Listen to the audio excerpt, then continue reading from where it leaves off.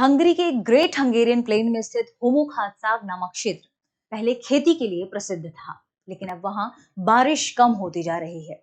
भूजल स्तर तेजी से नीचे गिरता जा रहा है और खेत सूख चुके हैं।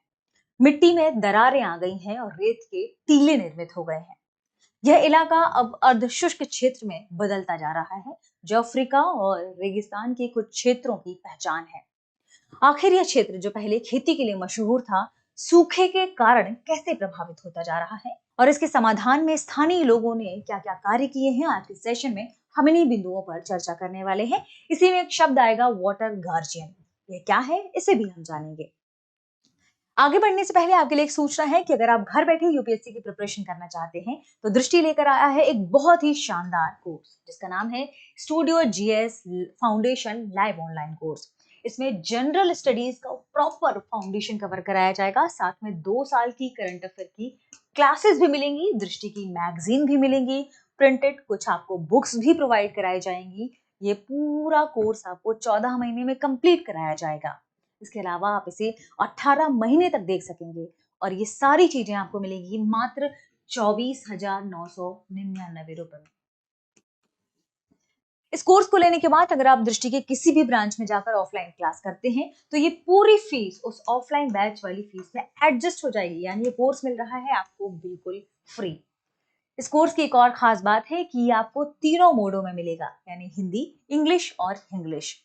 इंग्लिश मीन्स आपको क्लास कराई जाएगी हिंदी में और आपको नोट्स मिलेंगे इंग्लिश में। तो फिर देर किस बात की, क्योंकि हर चीज का एक लिमिटेड टाइम पीरियड होता है।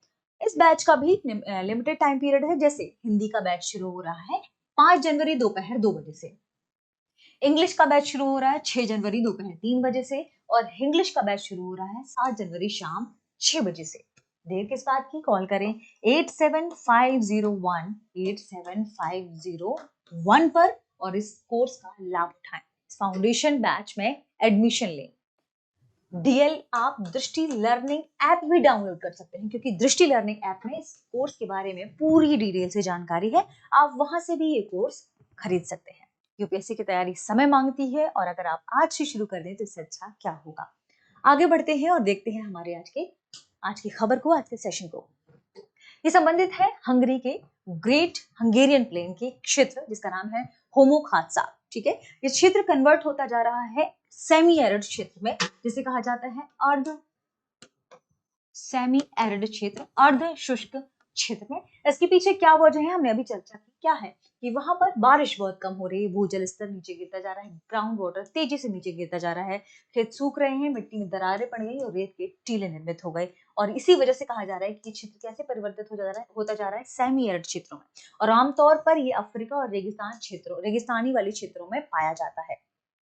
इसके सूखे के पीछे क्या कारण है? सूखे के पीछे कारण बताया जा रहा है जलवायु परिवर्तन, गलत भूमि उपयोग को। वहां पर खेती को लेकर जो भूमि का एक पैटर्न है वो चेंज होता जा रहा था, लोगों ने गलत तरीके से भूमि का उपयोग किया। इसके अलावा खराब पर्यावरण प्रबंधन, इन मुख्य वजहों के कारण वह जो क्षेत्र है वह क्या हो रहा है, सूखे से प्रभावित हो रहा है।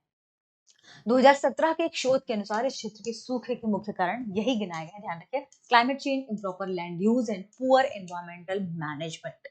ठीक है, तो स्टडीज क्या कहती है इसे लेकर ये भी जानना जरूरी है। स्टडीज कह रही हैं कि जो ऊपरी हवा की परतें हैं, पर ऊपर गर्म होकर उपड़ती है, ये जो हवा की परतें हैं ये सूखी हैं, शुष्क हैं।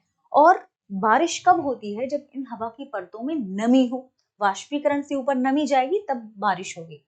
क्योंकि ऊपर की हवा की परतें सूखी हैं, इसलिए बादल तो बनते हैं लेकिन बारिश नहीं हो पाती इसकी वजह से। और इसके अलावा तेज हवाएं भी चलती हैं, तो तेज हवाओं के चलने की वजह से जो मिट्टी है उनमें दरारें पड़ जाती है, क्योंकि मिट्टी सूख जाती है। तो इसकी प्रमुख जो स्टडीज है इसमें यही निकलकर सामने आया है, ये ध्यान रखिएगा। ठीक है, ऊपर की परतें सूखी, बादल आते हैं लेकिन बारिश नहीं होती, क्योंकि परतें जब नमी युक्त होंगी तभी बारिश होगी। और नमी युक्त होने के लिए क्या चाहिए, वाष्पीकरण की घटना होनी चाहिए। और वाष्पीकरण की घटना कब होगी, जब नीचे पानी होगा। तो पानी से ही तो गर्म गर्म जब टेम्परेचर बढ़ेगा, टेम्परेचर के बढ़ने से पानी नमी वाष्प के रूप में ऊपर जाएगा और इस घटना को हम वाष्पीकरण कहते हैं। ये ऊपर जाकर संघनन करके क्या करते हैं, बादल का निर्माण करते हैं और संघनन होने के बाद छोटी छोटी बूंदों के रूप में बाद में जब इनका गुरुत्वाकर्षण बल से प्रभाव जब इनका बढ़ता है, जमीन का गुरुत्वाकर्षण बल खींच लेता है, तो ये बूंदे नीचे आकर गिरती हैं और बारिश या आप कह सकते हैं बारिश का जो पैटर्न है, चक्र है, इसी तरीके से काम करता है। इसके समाधान क्या हो सकते हैं? समाधान में आगे बढ़ने से पहले ध्यान रखिएगा कि क्या क्या लोगों ने वहां पर प्रयास किए हैं। उसी में से एक टर्म है वाटर गार्जियन। वहां पर किसान और स्वयं सेवक मिलकर एक नया प्रयोग कर रहे हैं। उन्होंने कहा कि हंगरी के उस क्षेत्र में सबसे गहराई वाले क्षेत्र में जाकर या बहुत अधिक गहराई से हम क्या निकालें, थर्मल वाटर निकालें, और इस थर्मल वाटर जो जिसका लोग यूज भी करते हैं, इस थर्मल वाटर का स्पा वाटर जिसे कहा जाता है, इसका यूज आदि करें या उपयोग के बाद इसे बेकार में नहर में ना बहाकर इसे सड़क उसे खेतों की ओर मोड़ा जाए। तो इसे ही कहा गया है, इस प्रयोग को ही कहा गया है, जो लोग आपस में मिलकर ये काम कर रहे हैं, इसे वाटर गार्जियन कहा गया। ठीक है, तो किसान व स्वयंसेवक मिलकर एक नया प्रयोग कर रहे हैं जिसमें हंगरी में थर्मल वाटर बहुत गहराई से इसे निकाला जाता है। उपयोग के बाद बेकार पानी को नहर में ना बहाकर क्या कर दिया जा रहा है, खेतों की तरफ मोड़ा जा रहा है। ये जो लोग आपस में मिलकर काम कर रहे हैं, यही वाटर गार्जियन है। तो वाटर गार्जियन नामक ये जो समूह है, यही कहलाता है वाटर गार्जियन।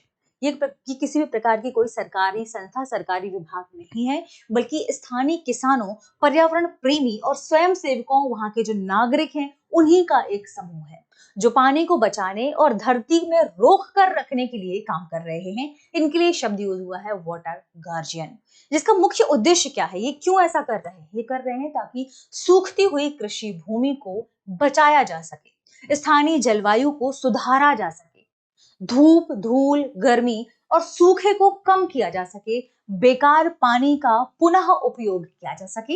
इसी के प्रयोग जो ये लोग आपस में मिलकर समूह के रूप में जो काम कर रहे हैं, इनके लिए ये शब्द यूज हुआ है वाटर गार्जियन। ठीक है, ये आपको यहाँ मिलेगा। ठीक है, थर्मल पानी से धरती को बचाने की कोशिश, किसान और स्वयंसेवक मिलकर एक साथ नया प्रयोग कर रहे हैं जिसमें हंगरी में थर्मल पानी या गर्म पानी बहुत गहराई से निकाला जाता है, जैसे स्पा।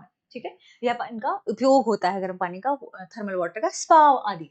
यह पानी आमतौर पर बेकार होकर नहर में बहा दिया जाता था, लेकिन वाटर गार्जियन नामक एक समूह इसने ये तय किया कि इस पानी को ठंडा और साफ कर खेतों में फैलाया जाएगा। खेतों में ही जाकर बहुत दिनों तक जब ये पानी भरा रहेगा, मतलब कैसी कंडीशन बनाई जा रही है, प्राकृतिक बाढ़ जैसी कंडीशन बनाई जा रही है, लेकिन कृत्रिम रूप से प्राकृतिक बाढ़ प्रणाली की नकल की जा रही है। पहले नदियों के जरिए होती थी, अब खेत लगभग ऐसे पानी से क्या हो गया, भर जाती है और तालाब जैसी स्थिति बन जाती है, ताकि क्या किया जा सके, तालाब खेतों में नमी बनाई जा सके।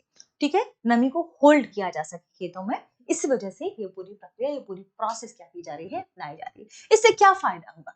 इससे वैज्ञानिकों और विशेषज्ञों ने कहा कि भूजल स्तर बढ़ेगा, पानी के वाष्पीकरण से क्या होगा, नमी बढ़ेगी, तापमान कम होगा, धूल कम उड़ेगी, आसपास की वनस्पति को फायदा मिलेगा और स्थानीय माइक्रो क्लाइमेट को बनाया जा सकेगा, इसका निर्माण किया जा सकेगा। ठीक है, तो इसके उद्देश्यों के बारे में, इसके समाधान के बारे में हमने टोटली चर्चा की कि क्या क्या वहां पर समाधान किए गए हैं। प्रश्न है, वाटर गार्जियन शब्द का प्रयोग किस संदर्भ में किया गया है? ऑप्शन ए, सरकारी जल विभाग के अधिकारी, ऑप्शन बी, अंतरराष्ट्रीय जल संगठन, ऑप्शन सी, किसान, स्थानीय किसानों स्वयंसेवक जो जल संरक्षण में लगे हैं, और ऑप्शन डी, निजी स्पा संचालकों का समूह। इस प्रश्न का सही जवाब कमेंट सेक्शन में देना ना भूलें। मिलते हैं अगले वीडियो में। शुक्रिया। Introducing Drishti IAS Everyday Wear, the casual jacket and the polo neck t-shirt, perfect for everyday and casual wear. Shop now on the Drishti Learning app and Flipkart. Buy link in the description. अब exam की तैयारी को और बेहतर करने के लिए हमारे चैनल को लाइक, शेयर और सब्सक्राइब करना ना भूलें।